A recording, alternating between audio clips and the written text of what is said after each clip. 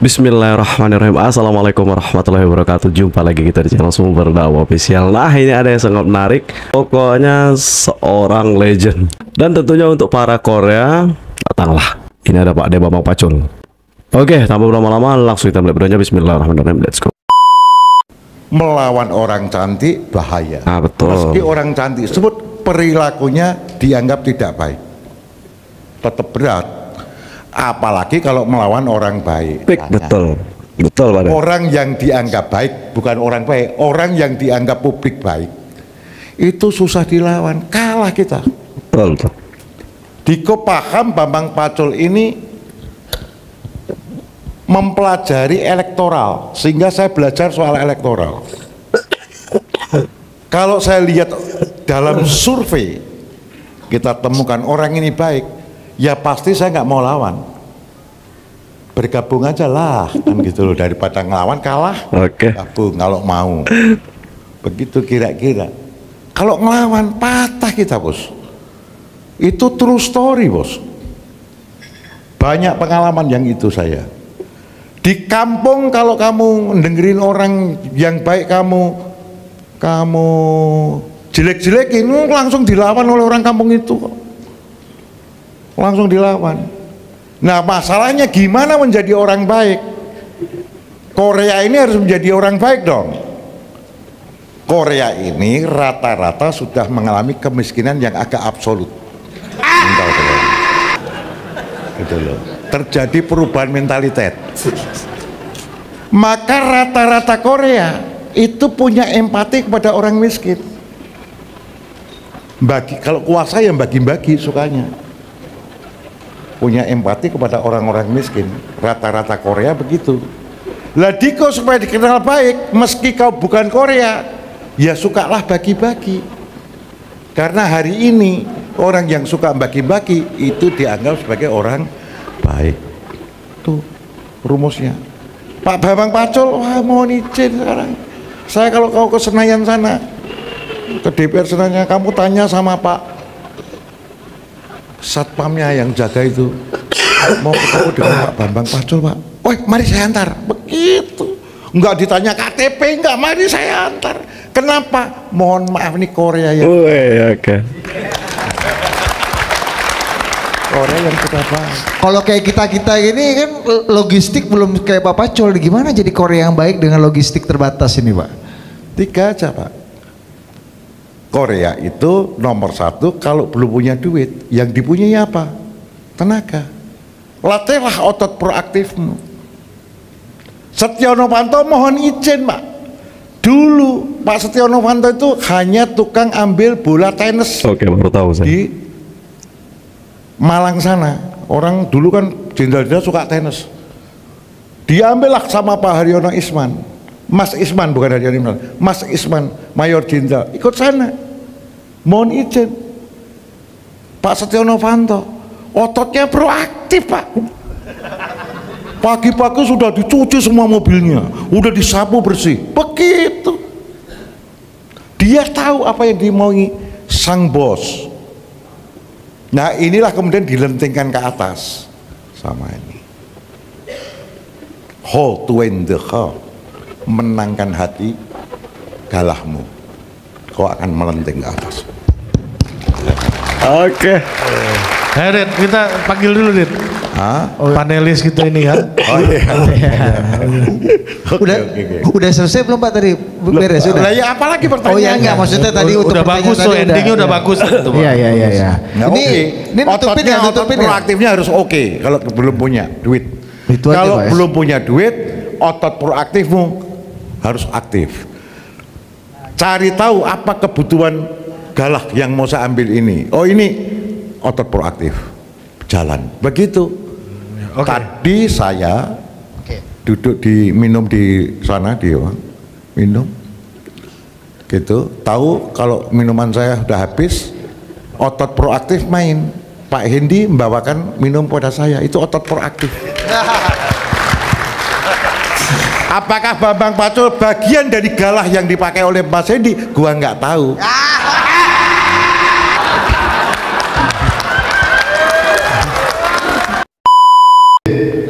Selamat malam Pak Pacul, izin perkenalkan saya Dibakti. Saya pengen flashback ke mungkin berapa puluh tahun yang lalu ya, ketika Pak Pacul ini memutuskan waktu itu kalau nggak salah di tahun 2000-an ya, untuk memutuskan di usia 44 tahun, dimana kalau kita tahu usia 44 tahun itu Presiden Soekarno baru jadi presiden. Nah ini umur 44 tahun baru menentukan ke politik. Nah itu tadi Koreanya itu jaraknya seperti apa waktu itu Pak, yang membuat inspirasi akhirnya tak berpolitik Pak. Adinda sekalian, kau lihat arus zaman. Ya, arus zaman, oke. Perubahan arus zaman harus dilihat. Ketika masa reformasi, saya lihat di dalam aturan Undang-Undang Dasar 45, oh ke depan di partai politik ini bisa dipakai untuk melenting ke atas. Ini baru orbitnya loh, orbitnya bisa melenting. Aku belum menentukan siapa yang saya ikuti, tapi orbit ini bisa melenting ke atas, kan gitu. Jadi masuklah saya ke partai politik. Plus 99 saya diajak belum mau, masih kacau balau. Tapi saya putusin 1 Juli 99 saya masuk partai politik full. Kalau dulu kan ya di pinggir-pinggir. Lama saya di politik, 77 saya sudah politik, udah ikut belum lahir saya. Seneng. Tetapi intinya pandai baca peluang. 100% saya masuk di politik itu 1 Juli 99. Saya pastikan 100% saya masuk politik. Kemudian 17 Juli saya hijrah ke Jakarta. Itu 17 Juli 99 saya hijrah ke Jakarta.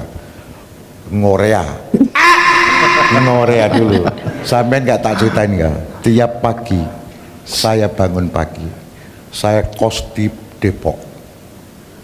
Di Depok pagi-pagi bangun, setengah 4 jam 4, ngambil koran sendiri di bawah jembatan Cawang. Kemudian saya rumuskan itu ada 10 koran. Di Jakarta waktu itu terbit 10 koran, 1 Jakarta Post. Pagi kita lakukan analis, harus sebelum jam 8 harus sudah selesai. Dulu pagi kita baca, saya nggak bisa komputer Korea, saya hire kawan yang bisa komputer, saya bayar untuk ketik. Saya tulis pakai tangan, ketik. Tiap Rabu saya melakukan analisis politik. Saya punya kemampuan itu karena buku ketika mahasiswa, bacaan buku saya politik banyak sekali. Saya bisa menulis itu, dan itu akan dikirim ke tempat Ibu Ketua Umum sebelum jam 8 pagi untuk menemani sarapan. Beliau akan lihat resume daripada koran itu. Siapa yang memerintahkan? Waktu itu adalah Kornesli, Pak Kornesli, Profesor Dr. Kornesli sudah almarhum. Beliau adalah konsultannya Ibu Ajar yang bikin saya. Tiap pagi. Ngeri nggak? Korea ototnya harus proaktif. Ini jalan. Waduh, ampun. Kalau hari ini gua kaya bos, mobil saya khusus. Oke. Ada sopir lagi, sopirnya udah tinggal tidur aja udah jalan. Hari ini ketika masa susah, sopir sendiri. Anjak, begitu loh. Mobilnya aja sidik ya, jelek, udah jalan aja. Begitu cerita.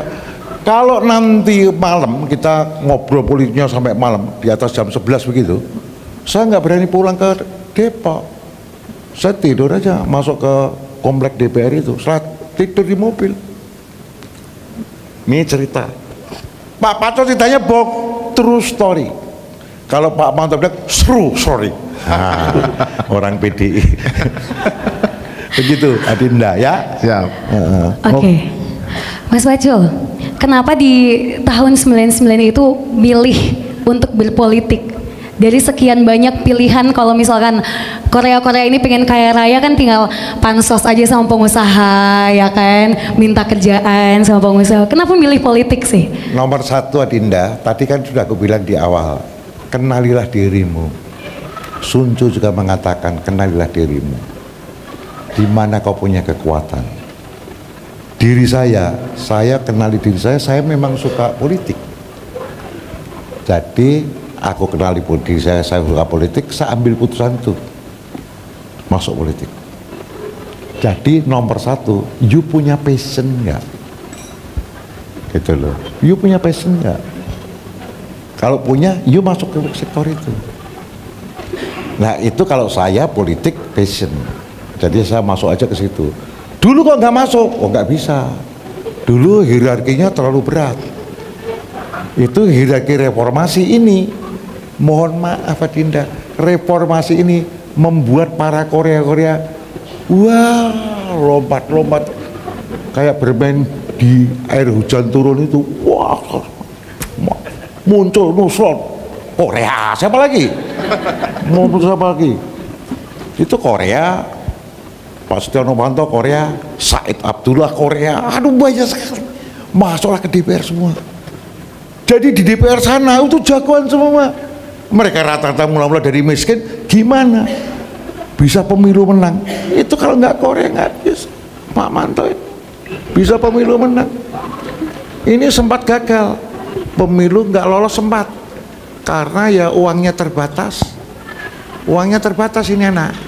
Waktu itu Gak cari sponsor Pak? Wah dulu tetap tak marahi. Setelah itu gagal, kita sulap untuk jadi-jadi. Langsung jadi ketua DPR. Itu true story ya. Dia gagal pemilu, kita sulap. Udah kok bisa? Korea. Jadilah dia langsung ketua DPRD. Ini cerita nyata. Oke, yang gagal berarti bukan Korea. Nyata, bukan cerita ngatur, itu orangnya hidup. Terus setelah itu aku bilang, lu jangan pelit-pelit. Di politik ini dulu kan agak berperhitungan. Oh, alot. Berhitung-hitung. Aduh, disensor kan? Sekarang udah sombong dia. Di sini ada ratusan, sini 50-an gitu loh. Nanti kalau ketemunya yang ini ya dari sini 50 gitu loh. Kok 50? Gak apa-apa, ini orang-orang Demokrat kasih biru aja.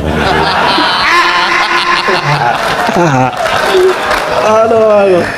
Oke. Nah, itu gojekannya dia. Ini bukan berarti menghina Demokrat, sama sekali enggak. Ya betul. Gojekan ala Korea ini loh. Gojekan ala Korea. Jangan tersinggung. Oh, Korea itu kalau jawab sesuka-sukanya udelnya itu. Sehingga kalau Korea dibawa ke TV, direkam, ini bahaya Korea ini. Ngomongnya suka ngaco dia.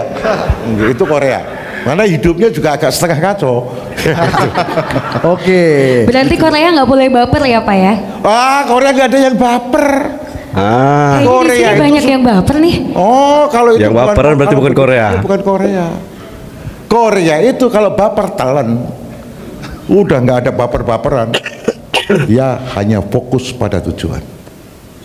Gitu. Itu orang bicara, kita harus matiin hati. Oke. Black heart. Nah guys, pokoknya sangat seru, sangat menarik dari Pak Ade Bambang Pacul. Oke.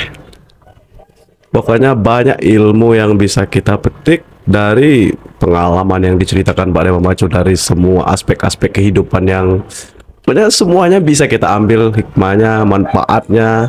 Dan tentunya untuk kalian jaga persatuan Indonesia, tetap kawal kemenangan Pak Prabowo dan Mas Gibran. Jangan mau terpecah belah, jangan mau diadu domba. NKRI harga mati. Wabillahi taufiq wal hidayah. Wassalamualaikum warahmatullahi wabarakatuh.